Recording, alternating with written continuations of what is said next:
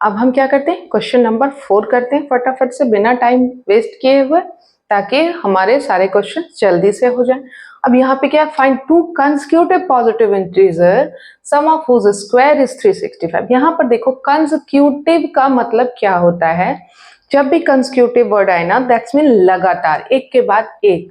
तो अब जैसे देखो लगातार तो आप 1 2 3 4 5 ऐसे लिख लो।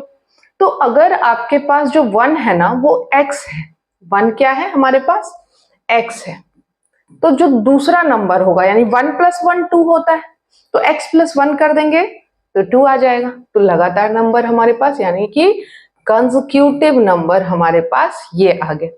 तो हम अब क्वेश्चन में चलते हैं नेक्स्ट। देखो यहाँ पे साफ साफ लिखा हुआ है, कोई बहुत ज्यादा डिफिकल्ट नहीं है, ये वर्ड प्रॉब्लम बहुत ही आसान सा दिया हुआ है।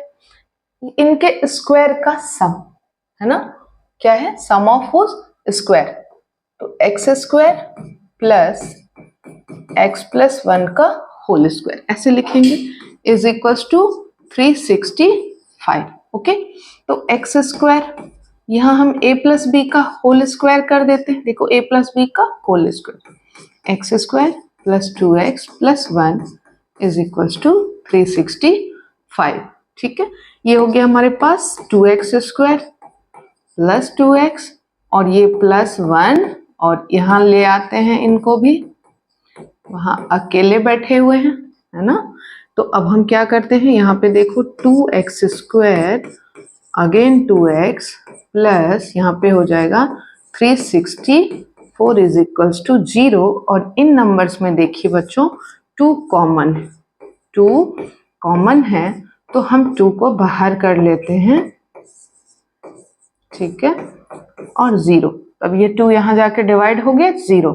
अब देखो हमारे पास फिर से ये क्वाड्रेटिक इक्वेशन मिला हुआ है, इससे क्या करना है, सॉल्व करेंगे हम इस क्वाड्रेटिक इक्वेशन को, हम सॉल्व करेंगे मिडिल टर्म स्प्लिटिंग करके। ओके, तो जब आप इसकी मिडिल टर्म स्प्लिटिंग करोगे ना तो क्या है, यहाँ पर x square plus x plus 182 is equals to 0।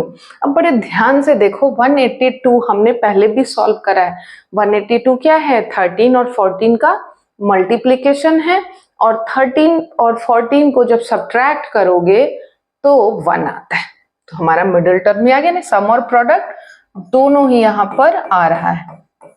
तो हम लिख लेते हैं 14x माइनस 13x, यहाँ पर सिंबल का ध्यान जरूर रखना है आपको।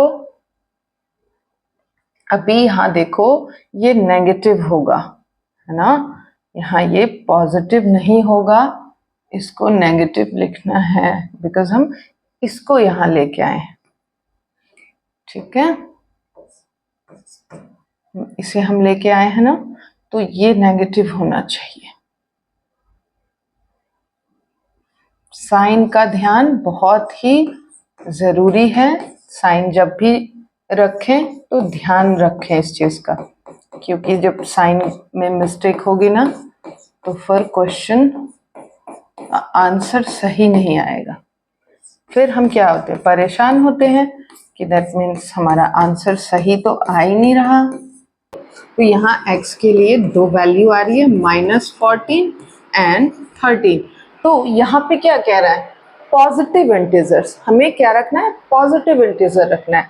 तो देखो 13 है पॉजिटिव इंटीजर, तो जो हमारा नंबर होगा वो क्या हो सकता है 13, और जब आप यहाँ पर देखो x + 1 करोगे तो वो नंबर आ जाएगा 14, यानी कि वो जो 2 नंबर चाहिए हमें वो क्या है बच्चों, 13 और 14 है। तो इसे याद रखना है इस तरह से, ठीक है, क्लियर।